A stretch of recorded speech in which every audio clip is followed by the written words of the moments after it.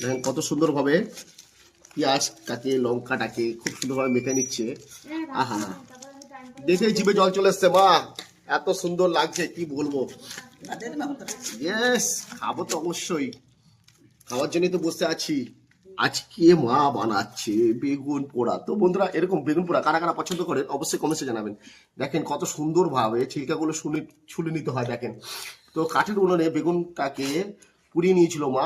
এখন কাঁচা লঙ্কা দিয়ে একটু পেঁয়াজ দিয়ে আর একটু সর্ষের তেল দিয়ে বেগুন পোড়াটাকে মা মেখে নেবে আর একটু লবণ দিয়ে। দেখেন মা পেঁয়াজ কুচি নিয়ে চলে এসে পেঁয়াজ কুচি দিয়ে বেগুন পোড়াটাকে মাখবে।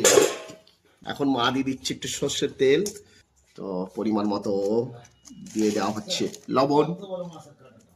দেখেন তো বন্ধুরা, এরকম বেগুন পোড়া কার কার ভালো লাগে, কেউ পোড়া বলে কেউ ভর্তা বলে, এরকম তাই তো মা, ভর্তা